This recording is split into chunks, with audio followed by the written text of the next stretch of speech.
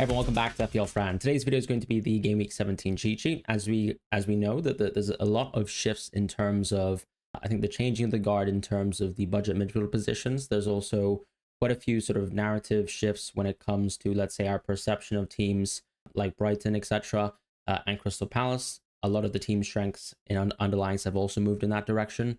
We'll also be talking about how, from a macro point of view, between all the top teams, I'd say Liverpool is still the team to really go for over the next 2 game weeks, because you are trying to plan ahead towards that Game Week 24 double.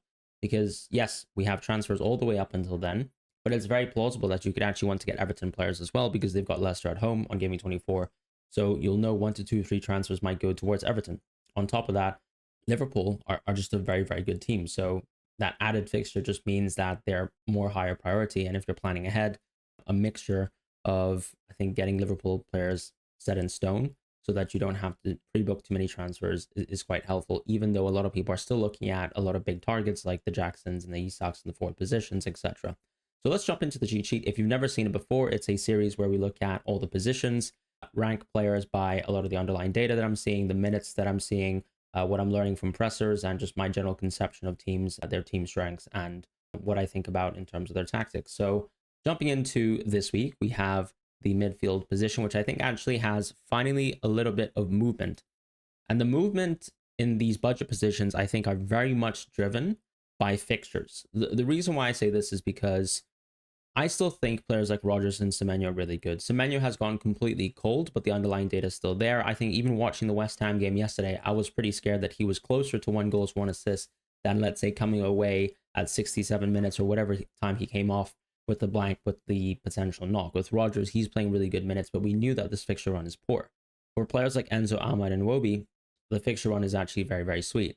And I'll talk about, what my general preference is for these players, because I know that there are different tiers, but it's still worth talking about how important I think these players are, generally speaking. So the big shift is Ahmad has risen towards a green. And this isn't just because he scored 1 goal, 1 assist, right? It's more about, we've seen him in the right wing back position. We saw him within the Europa League match playing within the 10 position. And then we actually saw him play again there versus Man City. Now, the added impact within that Man City game is not only the Garnacho and Rashford being out of the squad element, but actually the Mount injury, because the Mount injury takes away one of the potential 10s in the system.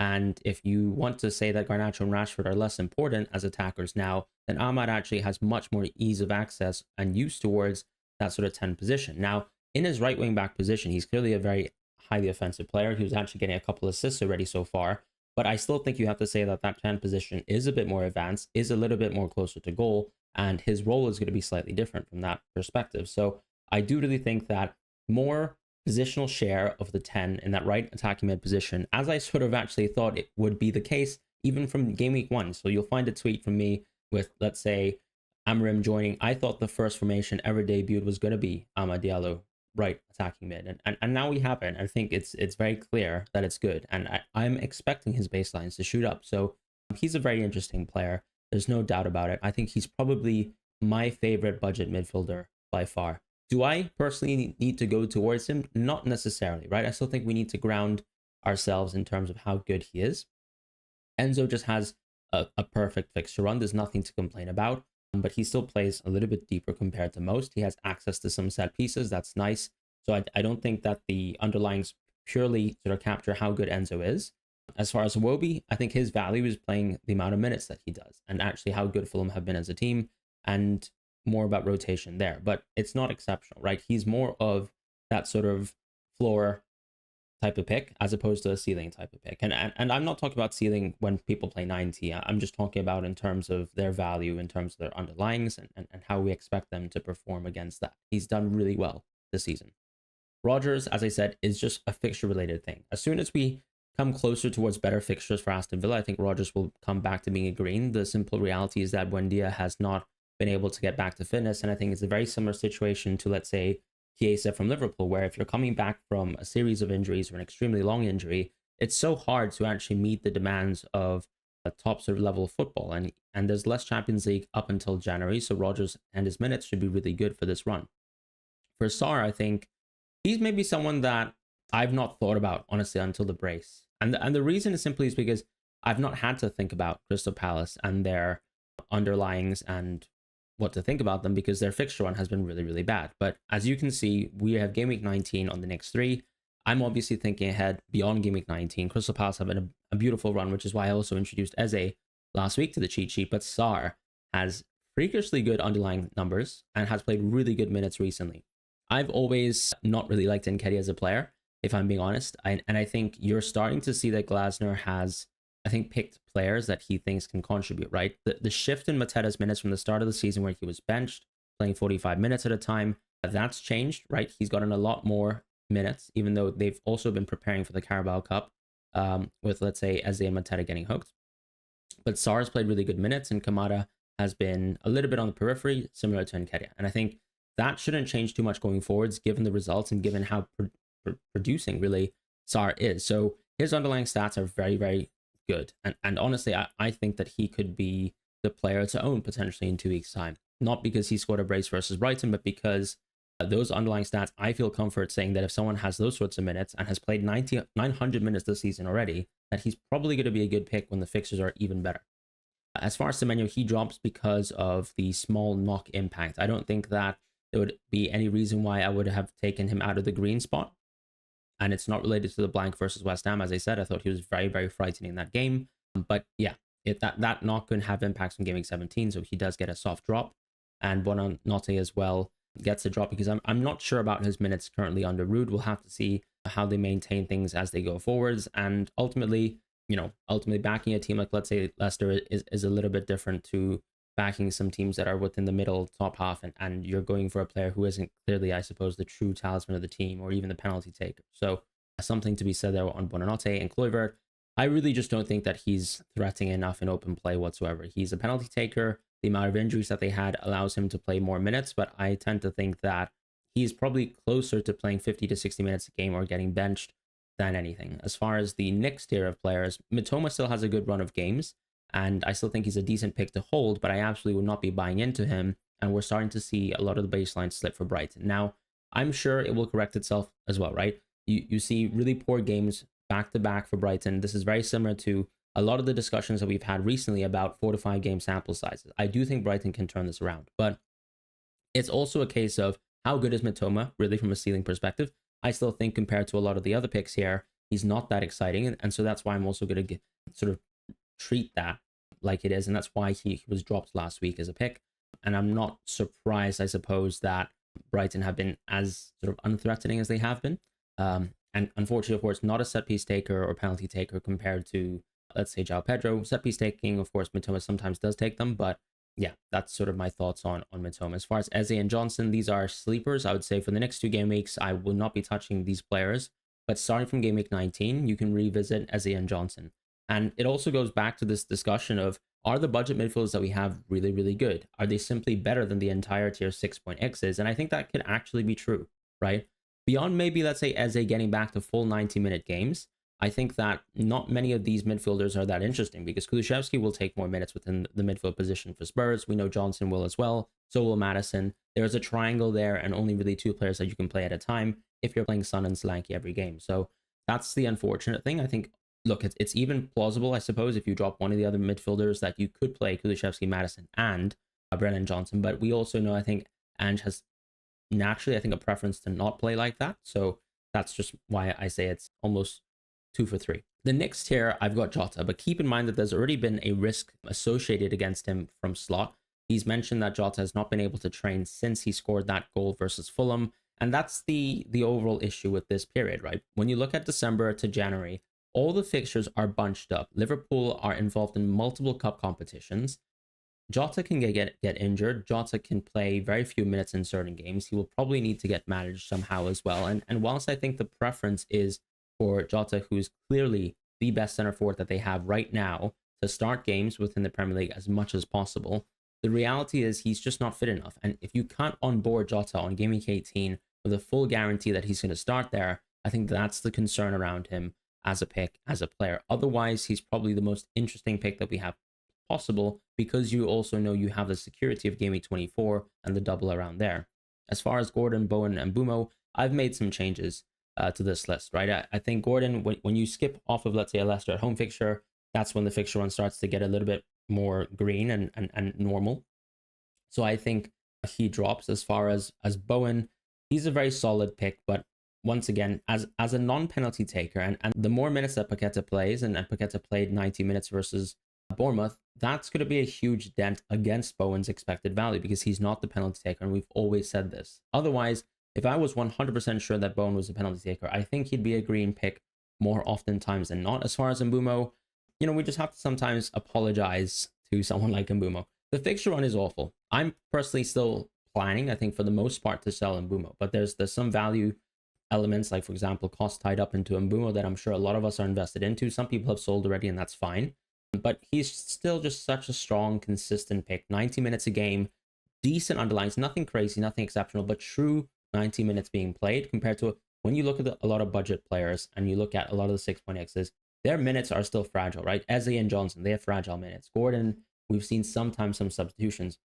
And Mbeumo, for the most part, is impervious to that. So that's really huge. And then the 90-minute aspect really adds to the penalty aspect as well, because it goes back to a player like Bruno and why he's so valuable within the game. As long as you're getting those penalties, you look like a very, very good pick. And simply that's been what's happening lately for Bruno compared to, let's say, the start of the season where no penalties, producing a lot in terms of open play, but getting nothing. And then now he's actually getting a little bit of production open play, nothing exceptional, but then actually just getting a lot of penalties and getting a lot of points. And that's why we say there's intrinsic value in FPL, in set pieces, in penalties. And so, yeah, have to sort of pay respects to Mbeumo here and thank him a lot, to be honest, for the amount of points that I've gotten recently. He's also been a very high quality finisher this season. I'm not sure whether when you look at the course of his career that he's that positive of a finisher. So very fortunate, I would say, to own Mbeumo on my part this season. Otherwise, that's it.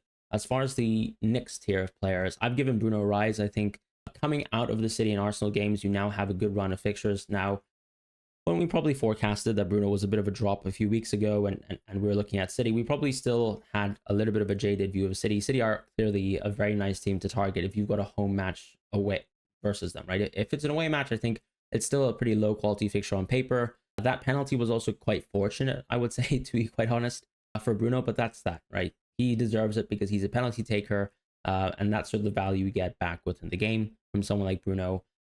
The Mount injury really helps him. I think it helps him, first of all, in terms of how often he's going to play advanced, and then second of all, how often he's going to play 90 minutes a game. So that's very helpful as well, and that's why he's getting a rise, and the fixtures are just better. As far as Odegaard, he's actually been pretty dull in open play, but the most recent match versus Everton was actually quite promising in terms of the opportunities that he got in that game. So I have no concerns really of Odegaard, and he's probably going to be someone that I only move out of the cheat sheet after game week 18, right? The next two or next three even are quite good on paper for Arsenal, so there's nothing really to worry about. Yes, it might feel bad as an Odegaard owner or even a Kai Havertz owner to have owned these players for the while, but I still think I've got confidence that they can sort of produce some of the open play results that we are seeking, and that's really that. I think just based on the fixture. As far as, let's say, KDB and Son had a mega haul versus Southampton, but the next two fixtures are just poor, so I'm not really going to correct anything for that. I think Son, for the most part of the season, has been very interesting as a player in terms of his underlying stats actually taking a little bit of a step up when you compare to the baselines of last season, but the minutes have actually taken a bit of a hit. And when you look at the packed schedule, when you look at Spurs also fighting in different competitions, I do think that hurts Son, especially at his age at this time of the season. With KDB, similar sort of situation here too, where clearly his minutes continue to be managed. As far as Saka, Palmer, Salah, yes, Saka has been going dry recently, but I still think he's one of the better picks within the game. And I haven't really changed my thoughts on how good he is as a value pick given the fixtures. As far as the forwards, shifting over to that now, I've given Raul a rise. I'm sure a lot of people will find that, this is a move that they're hesitant against, right? You have someone like Muniz who just scored versus Liverpool, but keep in mind Raul also scored versus Arsenal in a very tough fixture. So there's a bit of balance to that. I think that Raul should still stay as a number one. There's more than I think 90% chance that he's going to get dropped for one of these games going forwards based on the fixture congestion. They're also involved within the FA Cup where they have to play Watford eventually. The way I see it, Raul is more than likely going to get the good home fixtures that you want. And I suppose the big question is going to be, is Marco going to want to start Raul versus Chelsea? And is there a world where maybe Muniz instead plays for Southampton? I find that hard to believe given the sort of week of rest that Raul gets heading towards Southampton. And I'm not sure if, let's say, Muniz is so poor of a player where you can argue that if he's allowed to play, for example, in a fixture like Brighton away, why can't he do the same technically versus Chelsea away? So I feel like maybe you can argue that Marco has been rotating just based on need in terms of fitness for Raul. And they're going to try to get as many points on the board as possible. And that could probably allow for Raul to start versus Southampton. But I completely understand you have the opposite view.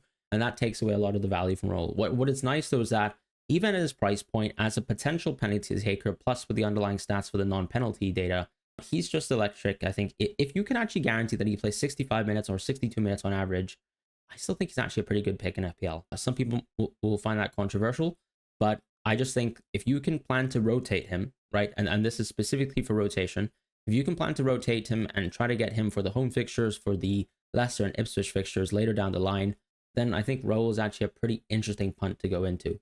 As far as Vardy, he gets a rise, decent as fixtures. The forward position is a little bit dry, right? The 5.x's are pretty underwhelming. Welbeck gets another drop. Strand Larson gets a drop just based on slight fixture shifts. And I suppose the only thing that could change Strand Larson back to being a green is if he suddenly is on penalties whilst Cunha's out, but we would have no way of confirming that. I don't think I'd even have the confidence to say that he would.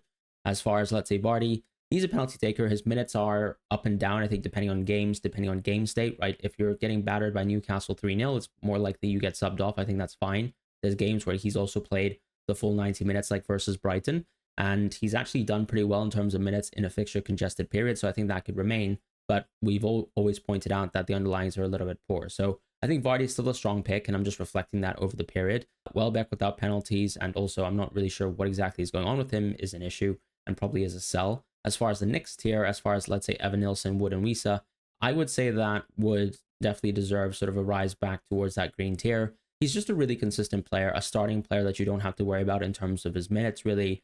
He's perfect for game state in that. I think most games you'll see that he has a lot of goal share for this team in Nottingham Forest outside of the center backs and maybe a goal from Elanga or Cho. But for the most part, whenever I get, let's say, a notification of Nottingham Forest scoring a goal, I'm expecting that it's Wood, and it's happened a lot many times this season. I think that that's going to be very consistent, given that a lot of his NPXG is a huge amount of the share of the team's overall NPXG. So that's my thoughts on Wood. I think it's just reflecting that the fixture period is a little bit cleaner now. He's still a very, very solid pick. He's still getting many chances per game. He's still the penalty taker of the team. And for all those reasons and above, Wood gets a rise. As far as Wisa, it's just a fixture-related piece. And the minutes piece too, slightly declining. And as we said many, many weeks ago when his NPXG was around 0.82 or something ridiculous like that, I was expecting for this to drop. And I'm expecting for this to continue dropping as we go into a pretty tough game or set of run of fixtures for Wisa. And that's that. He's also, once again, when you compare it to Mbeumo, and the reason why Mbeumo's yellow for me is 90 minutes and penalties. As far as, let's say, the next tier of players, I've given Solanke a drop. This is a soft drop because of the fixtures for the next two games. I think they're generally poor, where you can definitely look at this as a window to maybe switch to a Jackson or an Isak. As far as Havertz, I've always liked him, but probably not enough. I think the open play NPXG is always the concern for someone playing very consistently at a center forward position and playing for a team that unfortunately have just struggled simply to score an open play. And it's not like he's particularly one of the better threats when it comes to set pieces. So that's why Havertz drops, or not really drops, but he's always been a yellow pick. But why I don't see him as an extremely great pick, even though Arsenal have such good fixtures. As far as Cunha, we know that the ban is coming. I don't know. I think he's actually more than likely going to play the Leicester game. The question is going to be when the ban kicks in and whether there's going to be, I guess, an extension of the ban if they appeal. I think that unfortunately just sours the landscape for Cunha entirely. And the value, I suppose, of keeping Cunha for this fixture is, of course, Leicester, and then you can reassess. But there's also a decision that a lot of managers have to make this game week, because you can, for example, use this fixture and use this game week as an opportunity to move from Cunha to Raul and to make moves around with your FPL team. So because of that, I do think that Cunha has to get a drop. And even though the fixture is so good, it still might make sense to actually move on to some other players in the meantime. As far as Mateta, he's also getting reintroduced to the cheat sheet. I'm sure we will see him rise as the fixtures get better and better for Crystal Palace. As far as, let's say, Jackson, Isak, I think they're definitely the top tier forwards in the game if you want to spend as much money as possible within the forward positions, and that will remain the same. As far as the defense, shifting over to that, we have a lot of changes. Anderson, I'm not sure is going to be ready for Southampton, but I still think that when you're looking at Fulham, they've been such an impressive defense for the whole course of the season. They still have really good fixtures in the distance. I'm still expecting for Fulham to be a very solid team. And at 4.2, Anderson is at a ridiculous price point. If he starts and it gets confirmed to be able to start for Game Week 17, I might be there myself, right? A lot of people are looking at Robinson, and Robinson has been absolutely amazing. As we know, as Marco Silva mentions many, many times, the player with the most open play assists this season from the fullback position. But Anderson, I think, is very quality at 4.2. Howson or the Bournemouth center back, he's going to be someone that I think is interesting because we know that the Senesi injury is quite significant. I probably should have had him on the cheat sheet already, but at that sort of price point, you have access to the Bournemouth defense that I think is still pretty solid, a top table offense or defense rather, and so that's why you want to be invested into a player like him. I think the underlying stats are a little bit murky. I would not say he's like a fullback or something, or someone who produces as much sort of consistent returns as someone like Hall or even maybe some of the other fullbacks that we have later down this list, but definitely one to look forward to, and not from a set piece perspective, but just the value and being a center back for a team that's actually very solid. As far as Spence, it seems like the Udogie injury is not that interesting, but I've added him here because it seems like he's getting a fair share of minutes recently. We'll have to monitor the Udogie injury. I think that if it ends up being a medium to long-term injury, that just means Spence is an amazing pick. But for now, probably someone that's a bit of a differential. As far as, let's say, the other picks here, we have Dunk dropping because the Brighton defense has been, it gets worse, honestly, week to week, right? The performances over the last few weeks have only gotten worse, conceding around 1.7 XG to Leicester. When you look at the chances that they've given, they were gifts. When you look at Crystal Palace, I think that's even worse. There's nothing to really say that things can be changed. I think the one change that I can suggest is maybe Dunk could get benched for Igor. That might be a hot take, and I might be completely wrong. I know that Fabian sees Dunk as a leader of the team, but the reality is the defense is appalling. It's not the defense of the center backs necessarily too, but also the defense from the fullbacks, right? That's why you see Lamptey get subbed off within the game, and they lose control completely because it's so free, really, playing versus a team like Brighton sometimes. And even going back to, let's say, the Southampton game, the disallowed goal, I think that's people miss out on things like that. They've been just really poor recently. And even though the fixture run is good, and I think I would be minded to hold, right, for players like this over this run, I have a genuine concern that he could get dropped as well. So that's why he drops. He still has some value within the game from purely just that sort of set piece threat aspect, right? He was close to getting a potential set piece goal versus Henderson, who made a pretty good save. And so that's sort of the value of Dunk within the game beyond just the clean sheets. The next tier is probably our most interesting tier of players, right? Hall, elite, Colwell, elite, Robinson rising towards the top here with the Southampton game. Like, I'm not going to expect anytime Robinson plays versus Liverpool for him to get 2 assists. He did, so congratulations to him. But ultimately, he plays for a very strong team. He's been a very high producing player, even though the underlying stats are not like anything significant, but he does play 90 minutes a game and he does play a very, very strong defense. So Robinson definitely gets a rise and is probably one of the better picks in the game. As far as Milenkovic, he's just a new added pick. I think you can see the set piece threat is there. I probably neglected this at the start of the season, but he's been just very consistent. And I mean, once again, going back to how Nottingham Forest score goals, I think you can see that there's quite a few main avenues, beyond Wood and center backs, and Milenkovic is one of them. So Kirkes gets a soft drop, and that's simply fixture related. I think also just recognizing that he's gotten so many price rises recently, sometimes you adjust your valuation on how, I guess, price efficient certain players are. When you also keep in mind is getting suspended for Game Week 17, but just has an amazing run of fixtures for Game Week 19. I think from Game Week 19, he would be my favorite player within the defensive positions in this price bracket very easily. As far as Lewis, I think the thing that I mentioned on my transfer plans video is the most interesting thing about Lewis is going to be going back to FPL Tony, right? And Man City leaks. The next 3 fixtures for Man City, you will get leaks for.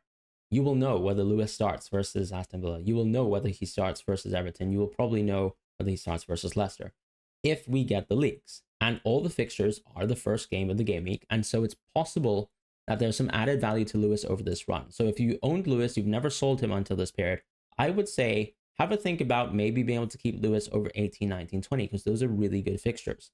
And he might start maybe, let's say, some of them, but you'll probably get the call right in terms of the minutes. And that can be very helpful in terms of making decisions, because you can also use that as a guidebook to sell or to buy Lewis. Probably not to buy, but really just to start him. As far as, let's say, Mazraoui, I think his minutes are still somewhat poor, so I'm hesitant to make him a green, and that's simply just due to match fitness. As far as Aina, like, he's quite expensive now. I think that he's still a very worthy keep because Nottingham Forest have been a very consistent defense. As far as, let's say, Gomez, I'm going to give him a drop because Konate is just around the corner, and I think when you're planning ahead towards Liverpool players, it probably doesn't really make sense to be invested into Gomez now. when, let's say we start from Game Week 18, you probably want to be investing into players that you know will be 100% playing Game Week 24. As far as the next tier of players, Cucurella, unfortunately, with a suspension, gets a drop. Porro gets a drop as well. I think just still the baselines aren't good enough for Spurs when it comes to their defensive team strength with all the injuries, so he gets a soft drop there.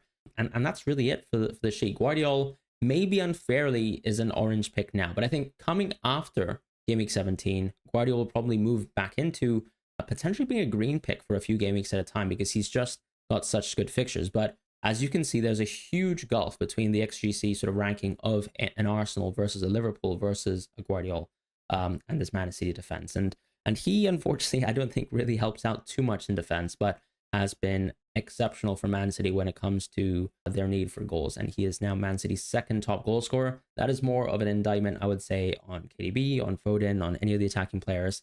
But that's Guardiola for you. A note on Trent, because I think a lot of people have been upset about Trent, his lack of returns. And I think some discussion is warranted on Trent.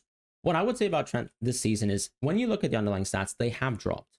But it's also a question of if you have the best defender in paper, and there are many game states and scenarios where Liverpool can win a game and he can get triple bonus, I think that Trent is more than likely still, if I was a betting person, the player to own for these circumstances. When you think about recent matches as well, he started the season hot, and then he went really cold. And a lot of people mentioned even that his underlying stats were just due to those sort of one-off instances at the start of the season. I think that's completely untrue, right? Had a very flat game versus Fulham. That's true. But even when you think about, let's say, Newcastle producing like something like 0.6 XAG versus Man City, I think producing something like 0.4 in 70 minutes, that shows you the value of Trent within the game. And he can do that consistently week in, week out. I have no concerns about, let's say, how correct Trent's underlying numbers are. I think that they're just very, very good.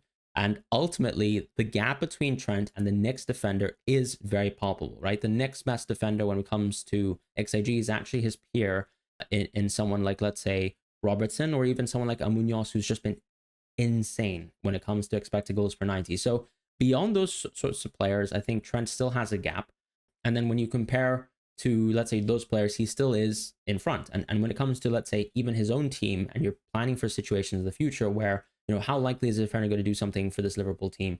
How likely is Liverpool going to get a clean sheet? Like, all those probabilities are very high. And there's going to be many situations in the future where I think Trent's just going to have a nuclear haul. Like, I'm not going to say that it's going to happen for sure, but when you see like someone like Porro, who we've rated a lot for the season for his sort of attacking strength, and he gets that versus Man City, that is technically the potential of someone like Trent. And I still stand by that he's one of the best picks in the game and is the best defender in the game. And I'm probably headed there this game. And that's it.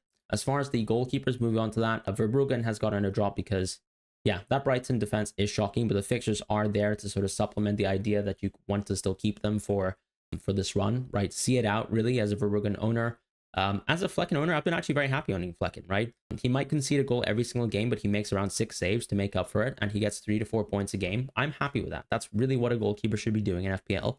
But Raya and Alisson are just much, much better. If you can go towards Alisson, he is going to be your doubler for Game Week 24. If you're going towards Raya, you just simply have access to the best defense in the game. And then when it comes to some of the other sort of additions within the cheat sheet, Dubravka has been added.